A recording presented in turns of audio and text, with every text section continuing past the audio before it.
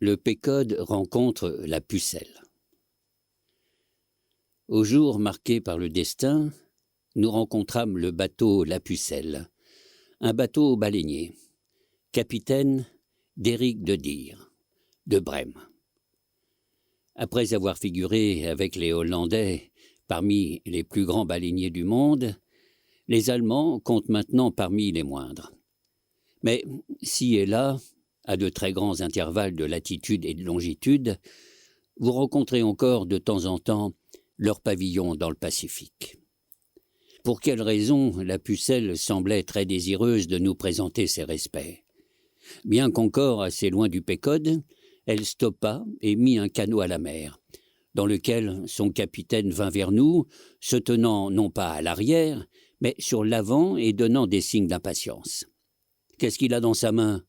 cria Starbuck, en pointant son doigt sur quelque chose que l'Allemand brandissait. « Une burette à remplir les lampes ? Non, pas possible.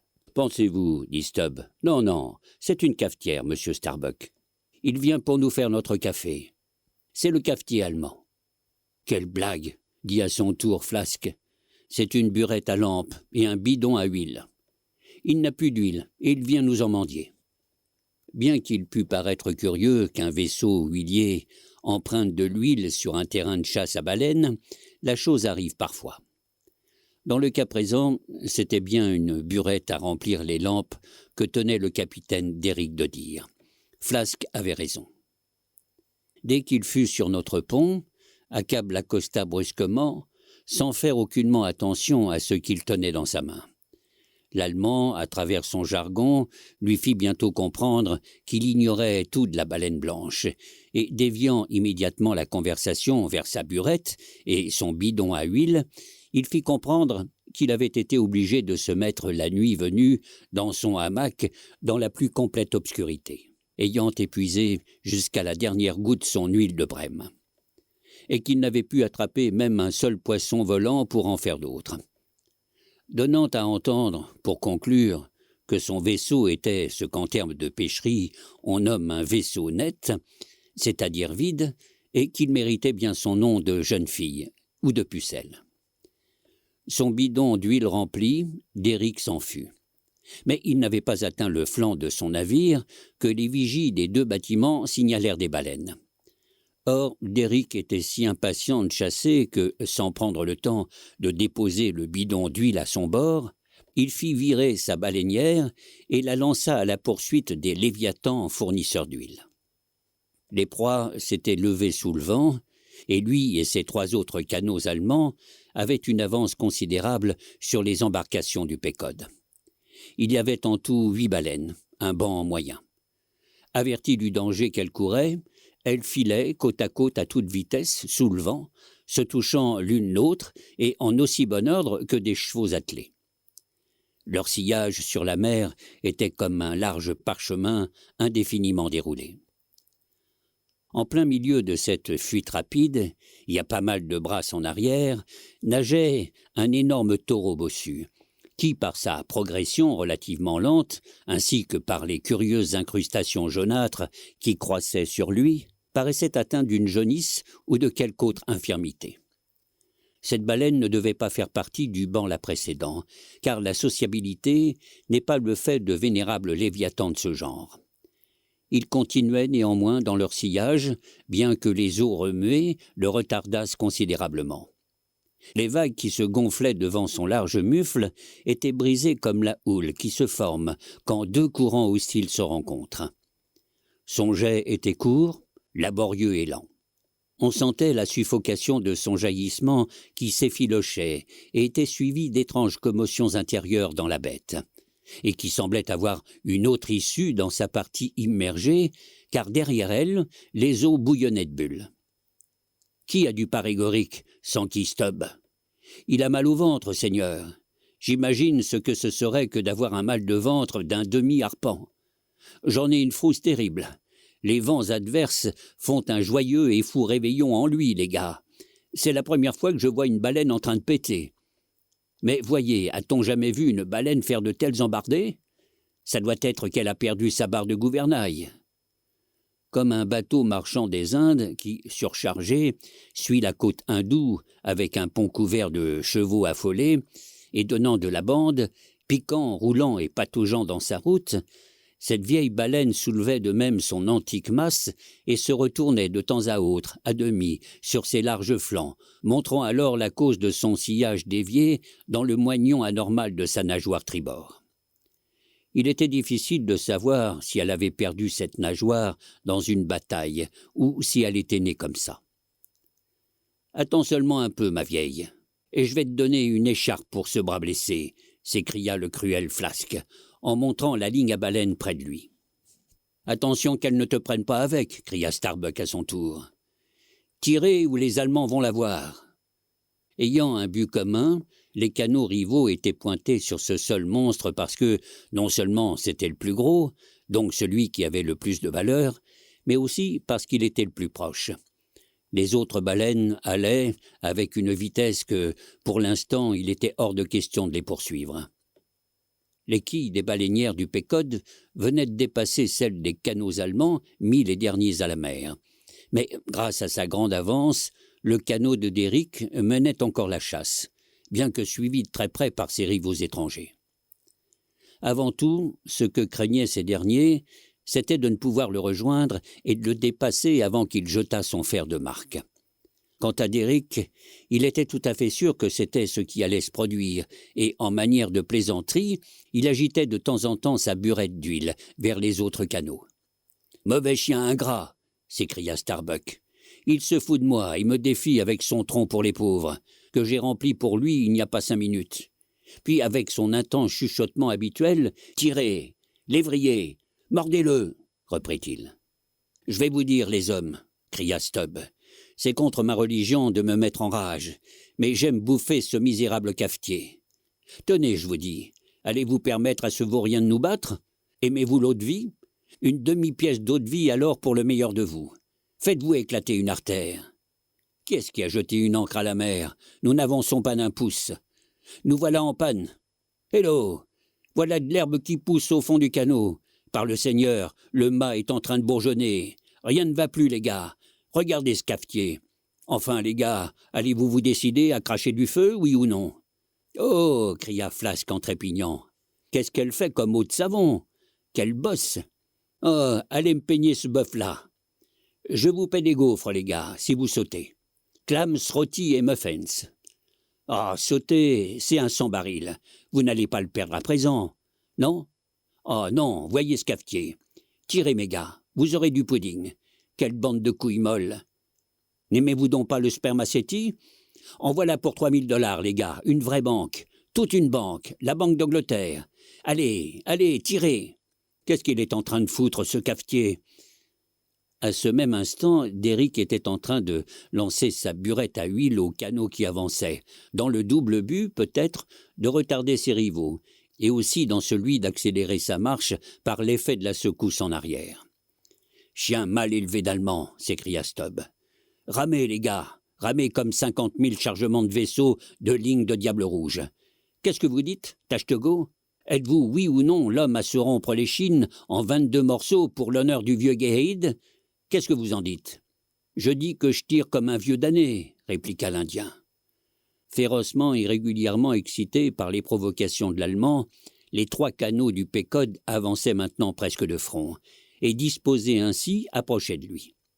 Avec cette souplesse magnifique et altière du chef quand il approche de la proie, les 3 seconds se dressèrent avec le cri risible. « La rame glisse, hurrah pour la brise du frêne blanc.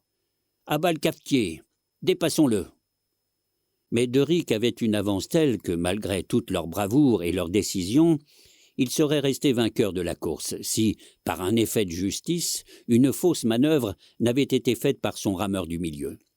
Tandis que ce lourdeau maladroit tentait de se libérer de sa rame, le canot de Déric faillit verser et sombrer, et celui-ci, pris d'une colère énorme, se mit à injurier ses hommes. Ce fut un doux moment pour Starbuck, Stubb et Flasque. Avec une acclamation, ils se rouèrent farouchement en avant et se rangèrent obliquement près de l'Allemand. Après un instant, les 4 canots se retrouvèrent en diagonale dans le sillage immédiat de la baleine, tandis qu'à leur flanc s'étendait la vague écumeuse qu'ils faisaient. C'était un spectacle terrifiant et très pitoyable. La baleine fuyait maintenant, tête dressée, projetant devant elle sans discontinuer son jet tourmenté. Sa pauvre et unique nageoire frappait son côté avec l'angoisse de la peur. Elle donnait des embardées, tantôt d'un côté, tantôt de l'autre, dans sa fuite éperdue, et à chaque lame qu'elle fendait, elle s'enfonçait spasmodiquement dans la mer, où roulait vers le ciel son unique nageoire battante. J'ai vu ainsi un oiseau, avec une aile rognée, tournant apeuré en cercle brisé dans les airs, cherchant en vain à échapper aux faucons pirates. Mais l'oiseau a une voix, et avec des cris plaintifs peut exprimer sa peur, tandis que la peur de cette vaste brute de la mer est muette et se trouve enchaînée en elle-même. Elle n'a que cette respiration suffocante, et c'est ce qui rendait le spectacle infiniment pitoyable. Et pourtant, dans sa masse énorme, en particulier dans sa mâchoire et dans sa queue toute puissante, il y avait encore de quoi effrayer l'homme le plus fort. Voyant que quelques instants de plus donneraient l'avantage au canot du Péquod, et plutôt que d'être frustré de sa proie, Derrick décida de risquer un lancer de très loin, plutôt que de perdre sa dernière chance. Mais son harponneur n'était pas plutôt dressé, pour le coup que ces 3 tigres, Kikeg, Tachetegos, Dago, instinctivement jaillirent sur leurs pieds, et en ligne diagonale pointèrent simultanément leurs 3 lances. Lancés par-dessus la tête du harponneur allemand, les 3 fers de Nantucket entrèrent dans la baleine. Il y eut des vapeurs aveuglantes d'écume et de feu blanc. Les 3 canots, dans la furia de la première fuite, bousculèrent de côté l'Allemand. Le choc fut tellement fort que Derrick et son harponneur furent projetés par-dessus bord, et que les 3 quilles volantes leur passèrent par-dessus. « N'ayez crainte, mes boîtes à beurre !» leur cria Stubb, en leur jetant un coup d'œil étincelant au passage. « Vous serez repêchés bientôt, pour sûr. J'ai vu des requins à l'arrière. Vous savez, ces chiens Saint-Bernard pour aider les voyageurs en détresse. Hurrah maintenant, ça marche. Chaque quille fait rayon de soleil. Hurrah! Nous voici comme 3 bouilloires de fer attachés à la queue d'un jaguar enragé. Ça me donne l'idée d'atteler un éléphant à un tilbury sur une plaine. Ça fait voler les rayons de la roue, les gars, quand vous vous attelez de la sorte. Il y a aussi le danger d'être précipité dehors quand vous frappez sur une colline. Hurrah! C'est ça qu'éprouve un type quand il se rend chez David Jones. On pique sans fin par un plan incliné. Hurrah! Cette baleine porte le courrier de l'éternité. » Mais la course du monstre fut de courte durée. Avec un spasme subit, il piqua tumultueusement. Du coup, les 3 lignes freinèrent sur les bûches avec une telle force qu'elles y creusèrent de profondes gorges. Les harponneurs avaient si peur qu'un tel plongeon n'épuisât les lignes, que, de toute leur force et de toute leur adresse, ils saisirent maintes fois la ligne fumante, tant qu'à la fin, sous l'effort perpendiculaire des chocs de plomb des canots, d'où les 3 lignes piquaient droit dans le bleu, les plabords affluèrent presque l'eau, tandis que les 3 arrières se soulevèrent dans l'air. La baleine interrompant son plongeon, ils demeurèrent quelque temps dans cette attitude, craignant de donner davantage de lignes, bien que leur position fût un peu délicate. Malgré que nombre de canots aient été tirés bas et se soient perdus de cette manière, c'est cette manœuvre qu'on nomme mainmise qui, la plupart du temps, oblige le Léviathan à remonter à nouveau à la surface pour y recevoir la lance aiguisée de ses ennemis. Car, en bas, au fond, elle a la chair déchirée par les barbes des harpons, sur lesquels toutes les lignes tirent jusqu'à ce qu'elle ne puisse plus résister aux tourments qui déchirent sa chair vivante. Sans parler de ce danger, il n'y a pas à douter que cette manière soit raisonnable et la meilleure, car il est normal de penser que plus la baleine reste sous l'eau, plus elle s'épuise à cause de son énorme surface, 2000 pieds carrés environ chez un cachalot adulte. La pression de l'eau étant immense. Nous savons tous quel poids atmosphérique étonnant pèse sur nous-mêmes dans l'air, au-dessus de la terre. Combien plus énorme encore le fardeau supporté par le dos de la baleine, quand c'est une colonne de 200 brasses d'eau océane. Il doit être égal au moins au poids de 50 atmosphères. Un baleinier l'a estimé du poids de 20 vaisseaux de guerre, avec tous leurs canons, leur équipement et leurs hommes. tandis que les 3 canots demeuraient ainsi sur cette mer qui roulait doucement, à regarder ses reflets éternellement bleus, sans qu'aucun gémissement, aucun cri d'aucune sorte, aucune ride même, ni une bulle n'apparussent à la surface, montant des profondeurs, quel homme de la terre eût pu penser que tout ce silence et cette placidité recouvraient le plus grand monstre des mers, se tordant dans les affres de l'agonie. À peine 8 pouces de ligne perpendiculaire se montraient à l'avant. Il semblait incroyable que 3 filins si minces aient pu tenir suspendu le grand Léviathan, de même que le grand poids d'une horloge marchant 8 jours est suspendu à quoi? À 3 morceaux de planche? Est-ce donc bien là la créature de laquelle il a été dit si triomphalement jadis « Peux-tu cribler sa peau de fer empennée, ou sa tête avec des lances marines? Le glaive de celui qui l'assaille ne peut tenir. La lance, le dard, le javelot de même, il regarde le fer comme un fétu. La flèche ne saurait le mettre en fuite. Les dards, il les considère comme du chaume. Il se rit de celui qui brandit une lance. Est-ce donc la même créature? Est-ce bien elle? Ah, que les prophéties ne soient pas accomplies, car le Léviathan, avec la force de 1000 cuisses dans sa queue, avait couru enfoncer sa tête sous les montagnes de la mer, se cachant des lances à poissons du Pécode. Dans le soleil oblique de cet après-midi, les ombres projetées par les 3 canots sur la surface auraient pu être assez longues et larges pour couvrir la moitié de l'armée de Xerxès. Qui peut dire ce que devaient être pour la baleine blessée ces énormes fantômes qui voltaient au-dessus de sa tête? « Attention les gars, elle bouge !» cria Starbuck, quand subitement les 3 lignes se mirent à vibrer dans l'eau, conduisant distinctement vers eux les pulsations de vie et de mort de la baleine, de telle sorte que, de son siège, chaque rameur pouvait les ressentir. L'instant suivant, en partie allégés de l'attraction, les canots sautèrent en l'air, comme le fait un petit iceberg lorsqu'un gros troupeau d'ours blancs saute à la mer, chassé par la peur. « Allez, allez !» cria Starbuck de nouveau. « Elle remonte !» Les lignes dont un instant auparavant on n'aurait pu que difficilement gagner une largeur de main étaient maintenant projetées en longs rouleaux rapides et ruisselants dans les canaux. Et bientôt, la baleine fendit l'eau à 2 longueurs de vaisseau des chasseurs. Ces mouvements prouvaient son extrême épuisement, car la plupart des animaux terrestres se trouvent certaines soupapes ou écluses dans nombre de leurs veines qui, lorsqu'ils sont blessés, empêchent la perte de leur sang en certaines directions, du moins momentanément. Il n'en va pas de même pour la baleine, dont c'est une des particularités d'avoir des vaisseaux sanguins non valvulaires. De sorte que, lorsqu'elle est piquée, même par une petite pointe comme le harpon, il en résulte une hémorragie mortelle, qui, si elle est aggravée par la pression extraordinaire de l'eau sous la surface, peut permettre de dire que sa vie s'écoule d'elle en flots incessants. Mais elle a une telle quantité de sang, et ses fontaines internes sont si nombreuses et si distantes, qu'elle continue à saigner pendant un laps de temps considérable. De même qu'en période de sécheresse, une rivière dont la source se trouve dans les collines, que l'éloignement rend invisible, continue à couler. Alors, les canots approchant et passant dangereusement sur ces fanons qui s'agitaient, de nouveaux fers étaient lancés sur elle. De nouvelles sources coulaient régulièrement de chaque nouvelle blessure, tandis que son jet de tête n'envoyait plus son liquide habituel que par intervalles. Le sang ne sortait pas encore de son évent parce que, jusque-là, aucune partie vitale n'avait été touchée.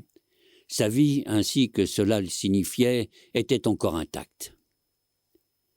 Les canots l'entouraient maintenant de plus près et toute sa partie supérieure, submergée d'ordinaire, était nettement visible. Ses yeux, ou plutôt l'endroit où il s'était trouvé, pouvaient se voir. Comme d'étranges masses difformes s'entassent dans les nœuds des plus nobles chênes quand ils sont foudroyés, de même les points qu'avaient jadis occupé les yeux de la baleine étaient remplacés par des protubérances aveugles, horriblement pitoyables à voir. Mais il ne pouvait être question de pitié ici.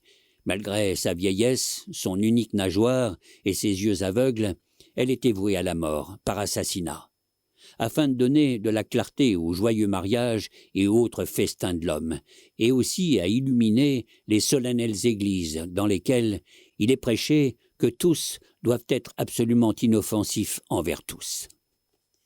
Roulant encore davantage dans son sang, elle découvrit une étrange protubérance, bas sur son flanc et grosse comme un boisseau.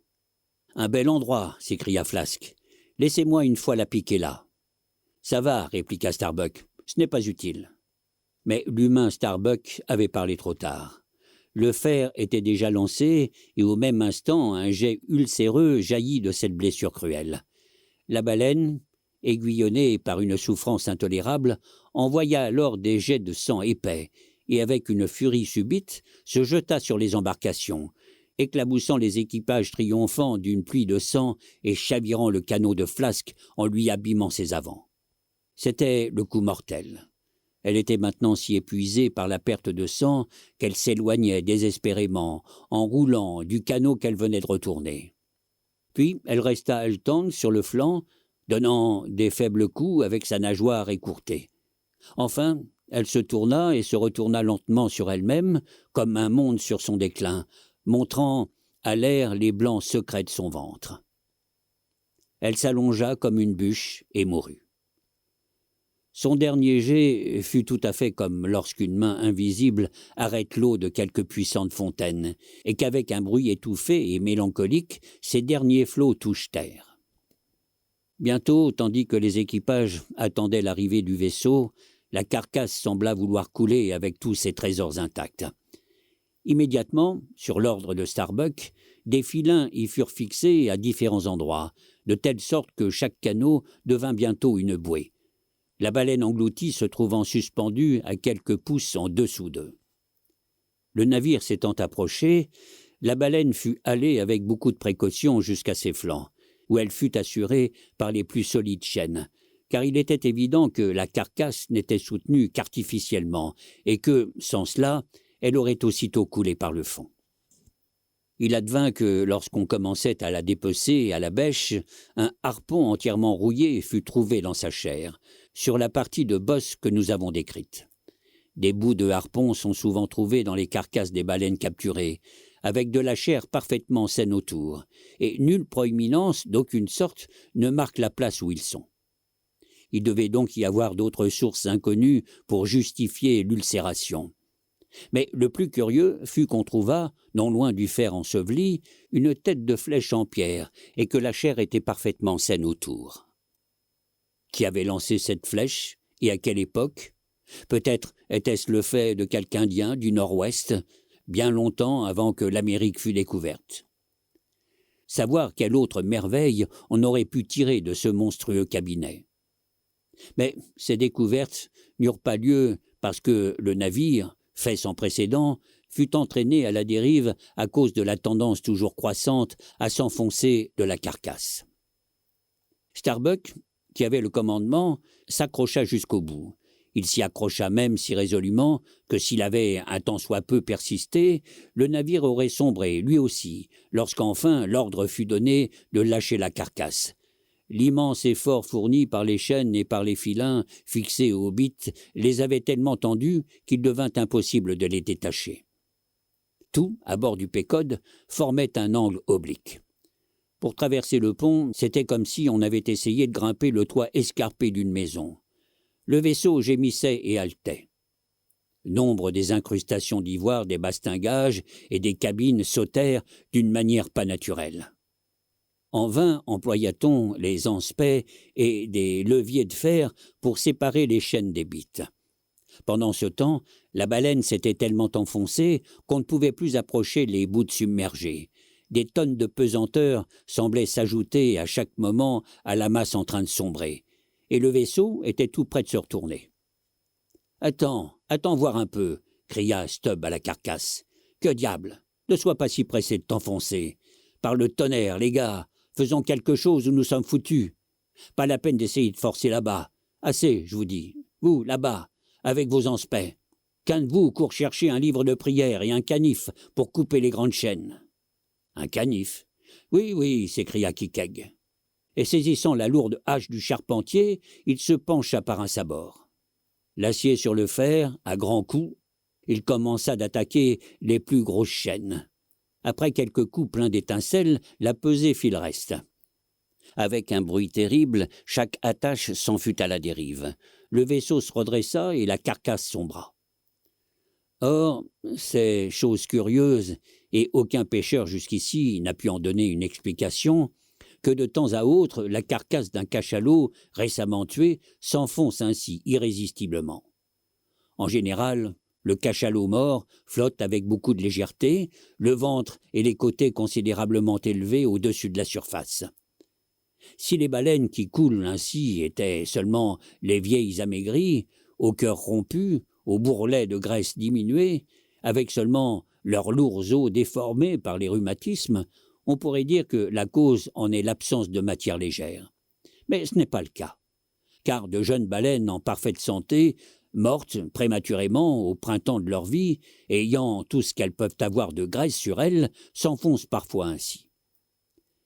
Il faut cependant dire que le cachalot est moins sujet à cet accident qu'aucune autre espèce. Pour un cachalot, 20 vraies baleines coulent bas. Peut-être est-ce dû à la plus grande quantité d'eau que possède la vraie baleine. Ces fanons à eux seuls pèsent parfois 1 tonne de plus. Le cachalot n'en est pas encombré. Il arrive parfois qu'après de nombreuses heures ou jours, la baleine submergée remonte, plus légère que lorsqu'elle est en vie. Mais il est facile d'en connaître la raison. Les gaz se forment en elle se gonfle prodigieusement, devient une sorte de ballon animal. Alors, le poids d'un vaisseau de guerre pourrait à peine l'enfoncer. Dans la chasse côtière de la baleine, à travers les baies de la Nouvelle-Zélande, lorsque la vraie baleine paraît vouloir s'enfoncer, on lui arrache des bouées avec beaucoup de lignes, de façon à ce qu'on sache où la trouver lorsqu'elle remonte. Peu après que la carcasse eut disparu par le fond, on entendit la vigie annoncer que la pucelle mettait de nouveau ses canots à la mer, bien que le seul jet visible ait été celui d'un dos à nageoires, appartenant à une espèce de baleine impossible à capturer à cause de son incroyable puissance de nage, mais dont le jet ressemble à celui du cachalot, au point que les pêcheurs inexpérimentés s'y trompent souvent.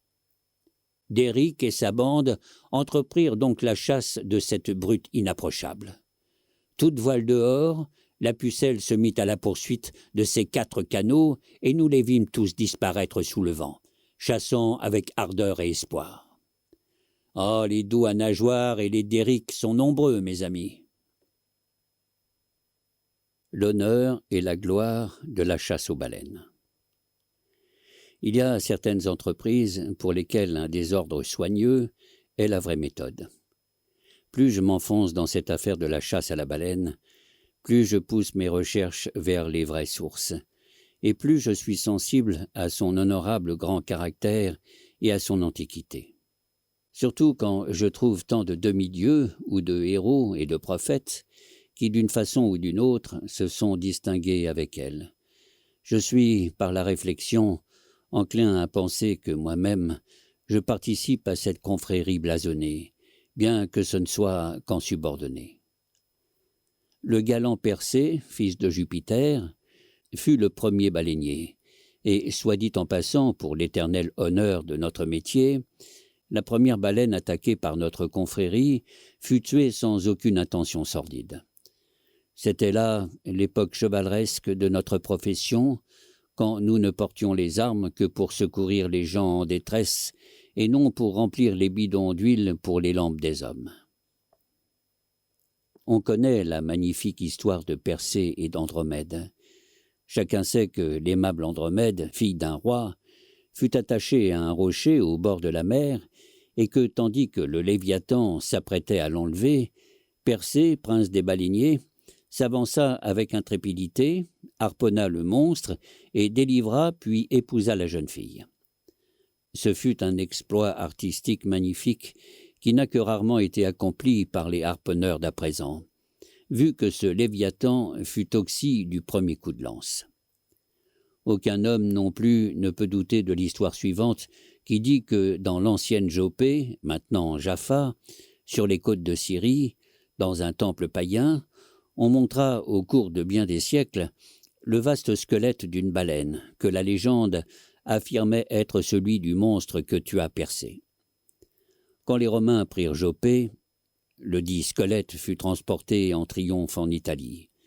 Ce qui semble plus singulier et plus suggestif dans cette histoire est que précisément c'est de Jopé que Jonas s'embarqua. Semblable à l'aventure de Persée et d'Andromède, d'aucuns même supposent qu'elle en est directement tirée, est l'histoire fameuse de Saint Georges et du dragon. Lequel dragon, je soutiens avoir été une baleine, car dans beaucoup de vieux contes baleiniers, baleines et dragons sont étrangement mêlés et prennent souvent la place les uns des autres. « Tu es comme un lion des eaux et un dragon de la mer », dit Ézéchiel. Ce qui veut clairement dire une baleine. Et en vérité, quelques versions de la Bible emploient le nom lui-même. De plus, ça enlèverait beaucoup de valeur à l'exploit si Saint Georges n'avait rencontré qu'un petit reptile terrestre au lieu d'avoir livré combat aux grands monstres des profondeurs. N'importe quel homme peut tuer un serpent, mais seul un Persée, un Saint Georges, un Coffin ont eu le cœur de marcher hardiment droit sur une baleine. Que les peintres modernes de cette scène ne nous trompent point, car bien que la créature rencontrée par ce vaillant baleinier d'antan soit représentée vaguement sous la forme d'un griffon, et bien que le combat soit peint à terre avec le saint à cheval, il faut considérer la grande ignorance de ces temps, où la vraie forme de la baleine était ignorée des artistes. Il faut considérer également que, comme dans le cas de Persée, la baleine de Saint-Georges avait pu ramper de la mer sur la plage et supposer enfin que l'animal chevauché par Saint-Georges pouvait être seulement un grand phoque ou un hippocampe. Si on admet tout ça, il ne semble nullement incompatible de prendre le dragon de la légende sacrée pour le grand Léviathan lui-même.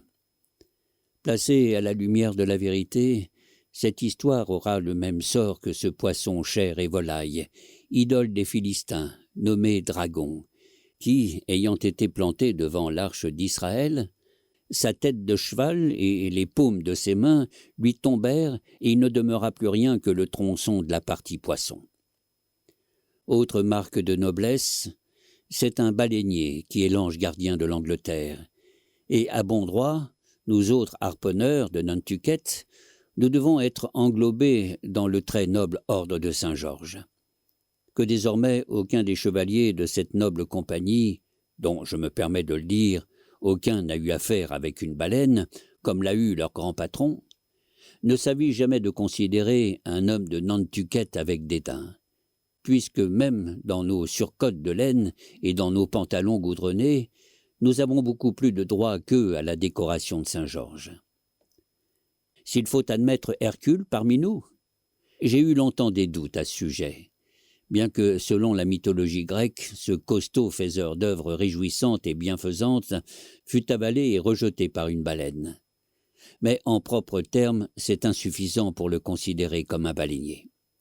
Nulle part il n'est écrit qu'il ait harponné son poisson, à moins qu'il ne l'ait fait de l'intérieur. On peut néanmoins le compter comme un baleinier involontaire. Ce qui est sûr, c'est que la baleine l'a attrapé, lui, s'il n'a pas attrapé la baleine. Je le réclame comme appartenant à notre clan. De l'avis des contradicteurs les plus autorisés, cette histoire grecque d'Hercule et de la baleine serait tirée de l'histoire hébraïque plus ancienne de Jonas, ou vice-versa. Ce qui est certain, c'est qu'elles se ressemblent fort. Si je réclame le demi-dieu, pourquoi ne réclamerais-je pas le prophète ? Mais ces héros, saints, demi-dieux et prophètes ne comprennent pas à eux seuls le rôle entier de notre ordre. Il reste à nommer notre grand maître, car comme les rois des anciens temps, nous tirons notre origine des grands dieux eux-mêmes. Il nous faut redire cette merveilleuse histoire orientale de Shaster, qui nous donne l'épouvantable Vishnu, une des 3 personnes de la Trinité hindoue, pour Seigneur. Vishnu qui, par la première de ces 10 incarnations terrestres, a mis à tout jamais à part et sanctifié la baleine. Lorsque Brahma, le dieu des dieux, dit le Shaster, livre religieux et légal de la religion hindoue, c'est là son nom anglais, le nom hindou est Sastrasas, ou livre des enseignements. Donc, lorsque Brahma, le dieu des dieux, dit le Shaster, résolut de recréer le monde, Après un de ses périodiques avatars, il donna naissance à Vishnu pour présider au travail. Mais les Védas, les livres mystiques dont la lecture semble avoir été indispensable à Vishnu avant de commencer la création, et qui doivent donc avoir contenu quelques suggestions pour jeunes architectes, les Védas, dis-je, étaient couchés sur le fond des eaux. Alors Vishnu s'incarna dans une baleine et, piquant jusqu'aux plus basses profondeurs, sauva les volumes sacrés. Ce Vishnu n'était-il pas un baleinier, tout comme celui qui monte à cheval est nommé cavalier? Persée, Saint-Georges, Hercule, Jonas et Vishnu. Voilà une belle liste. Quel autre club que celui des baleiniers peut ainsi commencer son en-tête? Jonas considéré du point de vue historique. On a parlé de la version historique de Jonas et de la baleine dans un chapitre précédent. Or, certains Nantuckais se méfient assez de cette version. Mais il y a eu aussi des Grecs et des Romains sceptiques qui, de leur temps, doutèrent également de l'histoire d'Hercule et de la baleine, et de celle d'Arion et du dauphin. Mais malgré tout, le fait qu'ils doutèrent n'a pas atteint ces traditions. Le vieux pêcheur de baleines, Sag Harbor, avait une bonne raison de discuter cette histoire hébraïque. Il possédait une de ces bibles rares d'autrefois, embellie de curieuses gravures purement imaginaires, représentant la baleine de Jonas avec 2 jets jaillissant de sa tête. C'est une particularité qui n'appartient qu'à une seule sorte de léviathan. La vraie baleine est aux variétés de cette espèce. Or, précisément, au sujet de cette vraie baleine, les pêcheurs disent « un petit pain d'un sou l'est tout frais, tant elle a le gosier étroit ». Mais à ceci, l'évêque Geb a déjà fait cette réponse anticipée, qu'il n'est pas nécessaire de considérer Jonas comme enseveli dans le ventre même de la baleine, mais comme logé momentanément dans quelque coin de sa bouche. Et ceci semble assez raisonnable de la part du bon évêque, car vraiment, dans une bouche de baleine, on peut installer 2 tables de whist et y faire confortablement asseoir tous les joueurs. Il n'est pas non plus impossible que Jonas se soit installé dans une dent creuse, mais je pense à temps que la baleine n'a point de dents.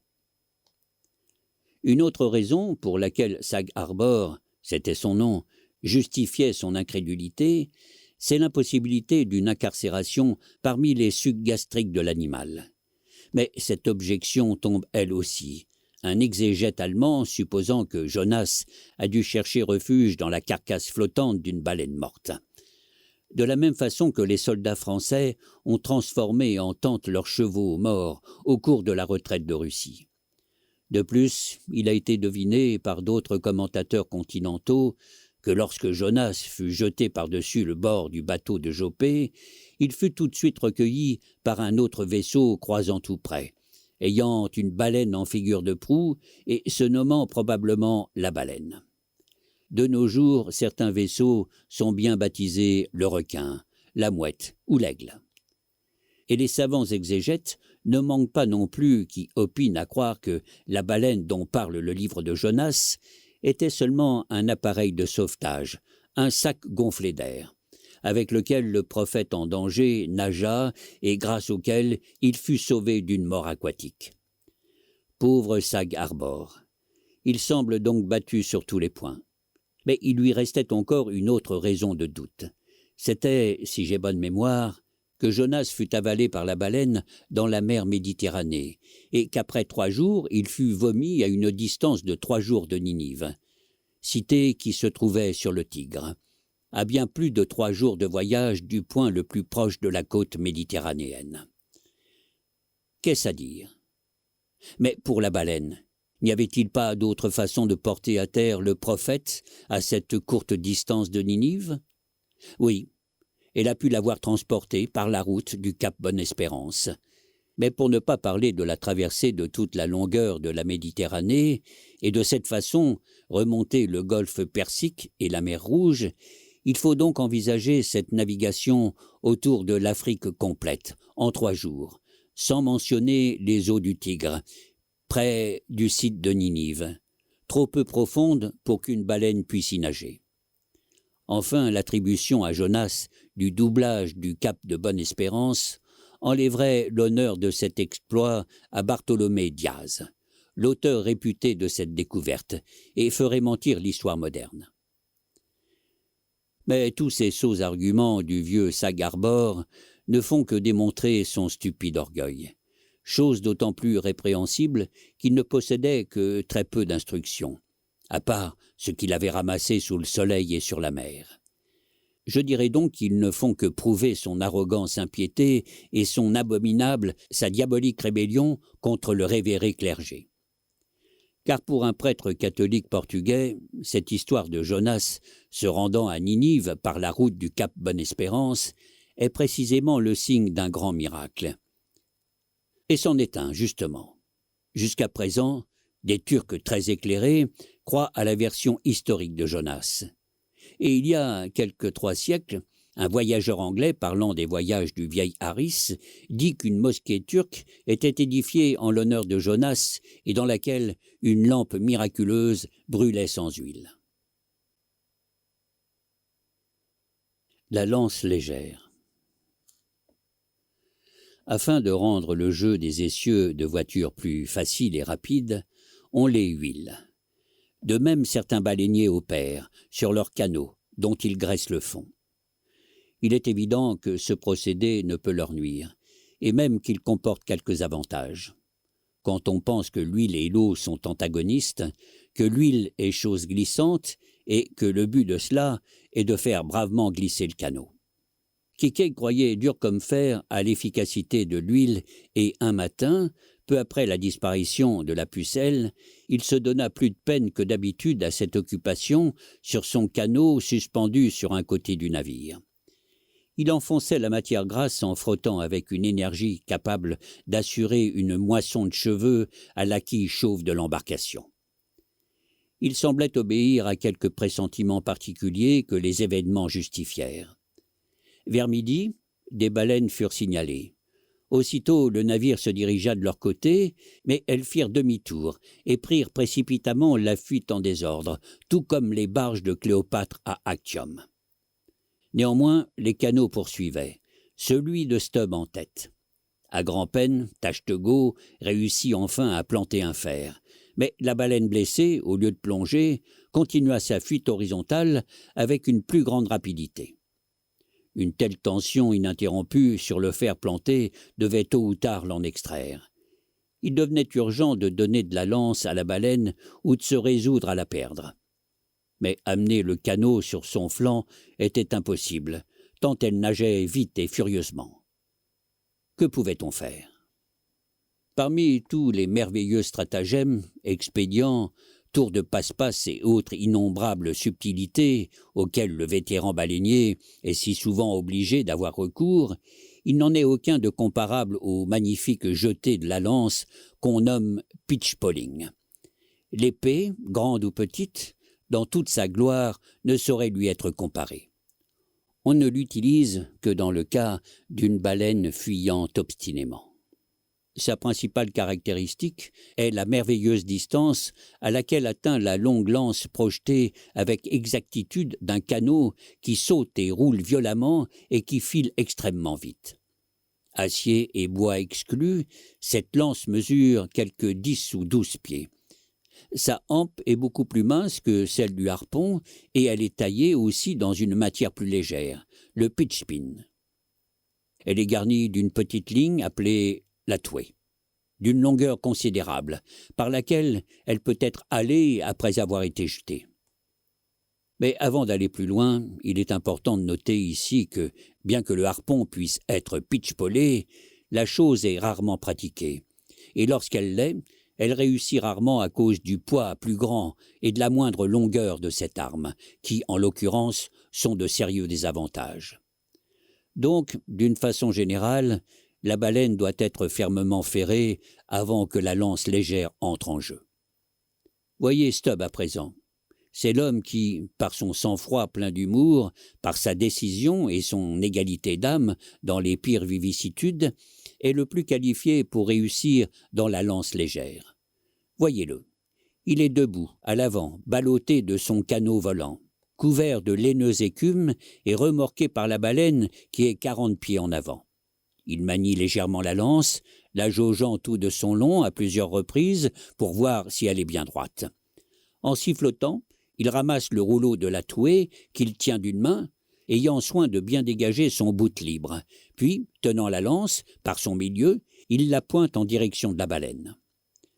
Quand il la tient tout entière sous son arme, il abaisse fermement le manche et la pointe bien équilibrée se dresse à 15 pieds en l'air.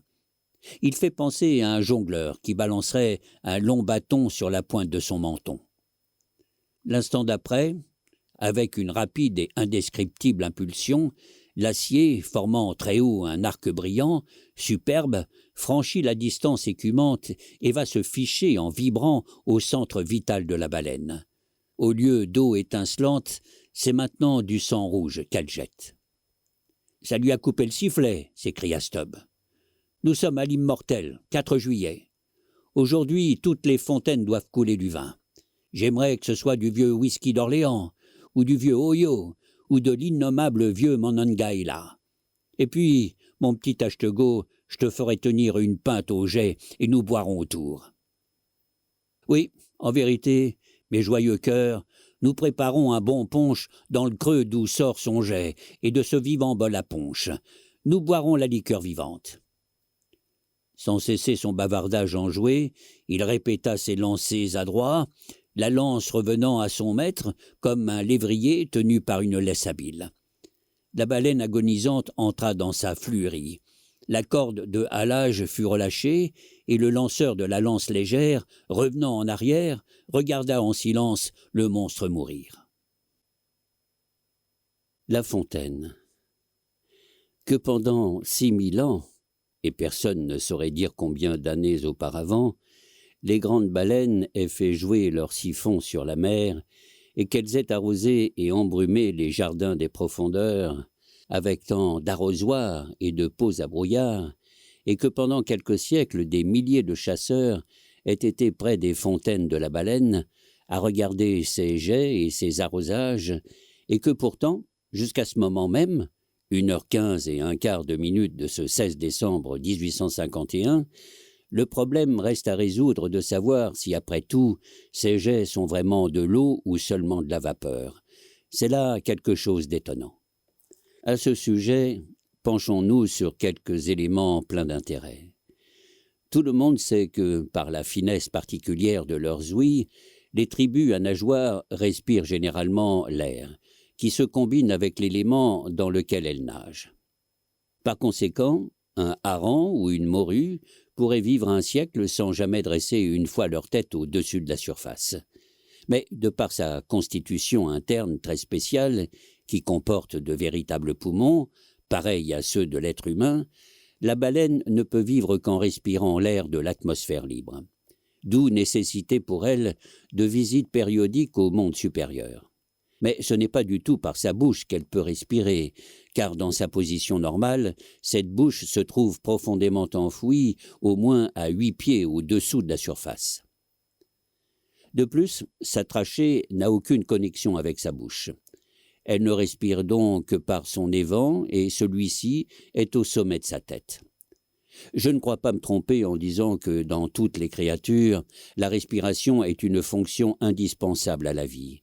Attendu qu'elle tire de l'air un certain élément qui, mis en contact avec le sang, donne à ce dernier son principe vivifiant. Si ceci est admis, il en résulte que si tout le sang d'un homme pouvait être aéré par une seule inspiration, il pourrait sceller ses narines et ne plus aspirer pendant un temps considérable. C'est-à-dire qu'il vivrait alors sans respirer. Tout anormal que cela puisse paraître, c'est précisément là le cas de la baleine qui, systématiquement, vit par intervalle une bonne heure et plus quand elle est en plongée, sans aucunement respirer une parcelle d'air. Car souvenez-vous qu'elle n'a point d'ouïe. Qu'est-ce là ? Entre ses côtes et son épine dorsale se trouve un remarquable labyrinthe crétois, compliqué de réseaux genre vermicelles, lesquels, lorsqu'elles s'enfoncent, sont complètement gonflés de sang oxygéné. Ainsi, pour 1 heure et plus, à 1000 brasses de profondeur, elle porte en elle une provision, un excédent de vitalité, comme le chameau qui, dans la traversée du désert, porte une réserve dans ses 4 estomacs, pouvant servir éventuellement. La réalité anatomique de ce labyrinthe est indiscutable, et la supposition basée dessus est vraie. Elle me semble même renforcée si je considère l'inexplicable obstination du Léviathan à venir souffler dehors, comme disent ces pêcheurs. Et c'est ce que je veux dire. Si rien ne le contrarie, lorsqu'il remonte à la surface, le cachalot reste pendant un laps de temps exactement pareil chaque fois. Il reste, disons, 11 minutes et siphonne 70 fois. C'est-à-dire qu'il respire 70 souffles chaque fois qu'il remonte. Ainsi, il est certain d'avoir ses 70 aspirations à la minute.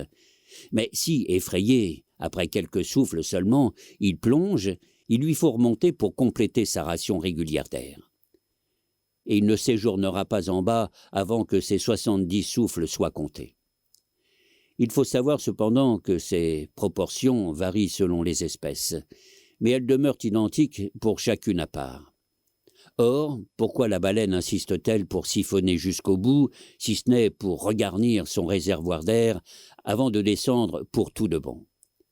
Combien évidente aussi la nécessité où la baleine se trouve de s'exposer en remontant à tous les hasards fatals de la chasse.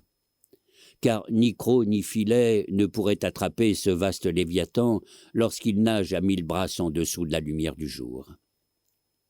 Alors, ô chasseur, ce n'est pas tant ton adresse que cette nécessité qui te donne la victoire.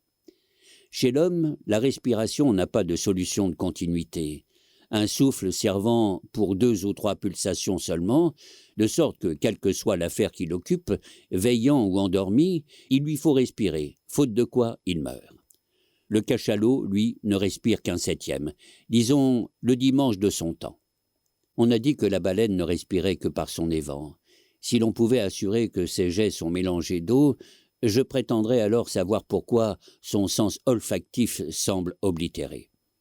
Car la seule chose en elle qui correspond en quoi que ce soit avec un nez, c'est ce même évent. Or, s'il est ainsi bouché avec 2 éléments, on ne peut s'attendre à ce qu'il permette l'odorat. Mais à cause du mystère du jet, eau ou vapeur, on ne peut rien certifier à ce sujet. Il est toutefois certain que le cachalot n'a point de véritable odorat. Et du reste, qu'en ferait-il? Il n'y a ni rose, ni violette, ni eau de Cologne dans la mer. De plus, puisque sa trachée s'ouvre seulement dans le tube de son canal à siphon, et puisque ce long canal, comme le grand canal Érié, est garni d'un système d'écluses qui s'ouvre et se ferme pour retenir l'air en bas et expulser l'eau en haut, la baleine n'a donc pas de voix. À moins que vous ne lui fassiez l'injure de dire qu'elle parle du nez lorsqu'elle grogne si étrangement. Mais qu'est-ce que la baleine a à dire? En ce monde, j'ai rarement connu un être profond qui ait quelque chose à dire, sauf qu'il ait été obligé de balbutier quelque chose afin de gagner sa vie. Il est heureux que le monde soit un aussi bon écouteur. Le siphon du cachalot, fait comme il est pour véhiculer l'air et planté horizontalement à quelques pieds sur la surface supérieure de sa tête, un peu par côté, ressemble fort à un tuyau à gaz installé sur le mur d'une rue de ville. Mais savoir une fois de plus si ce tuyau est également un tuyau à eau, autrement dit si le jet du cachalot est simplement la vapeur de son haleine expulsée, ou si cette haleine est mélangée à de l'eau prise par la bouche et déchargée à travers les vents. Il est certain que la bouche communique indirectement avec le canal à siphon, mais on ne peut pas prouver si c'est dans le but d'expulser l'eau par les vents. Car il ne semble le faire que par nécessité, lorsqu'il absorbe accidentellement de l'eau en mangeant. Pourtant le cachalot se nourrit dans les profondeurs, et là il ne peut siphonner même s'il le voulait. De plus, si vous le surveillez étroitement, montre en main, vous trouvez que, lorsqu'il n'est pas effrayé, il a un rythme qui ne dévie pas entre les périodes de son jet et les périodes ordinaires de sa respiration. Pourquoi, direz-vous, nous ennuyer avec tous ces raisonnements? Parlez clair. Vous l'avez vu siphonner? Dites-nous alors ce que c'est que ce jet. Ne pouvez-vous pas distinguer l'eau de l'air? Mon cher monsieur, dans ce monde, il n'est pas facile de décider au sujet de ces choses simples. J'ai toujours trouvé que les choses simples étaient compliquées entre toutes. Et quant à ce jet de baleine, puisque vous paraissez y tenir, vous pourriez presque l'habiter et quand même demeurer indécis sur ce qu'il est réellement. L'essentiel de ce jet est caché par une brume éblouissante et neigeuse. Et comment pouvez-vous dire certainement qu'il est fait d'eau quand toujours, lorsque vous approchez d'une baleine assez près pour voir son jet, il est mêlé à un prodigieux tumulte d'eau qui danse et frappe tout autour de lui. Et si, dans de tels moments, vous pensez avoir vraiment aperçu des gouttes d'humidité dans le jet, comment affirmer que ce n'est pas seulement la condensation de la vapeur, ou même des gouttes logées superficiellement dans la fissure de l'évent qui, à tout moment, est recouvert de vagues au sommet de la tête de la baleine? Car même quand elle nage tranquillement dans une accalmie des mers du Sud, avec sa bosse aussi sèche de soleil que celle d'un dromadaire dans le désert, elle porte toujours un petit bol d'eau sur la tête. De même qu'un rocher conserve parfois l'eau de pluie dans une cavité exposée au soleil cuisant.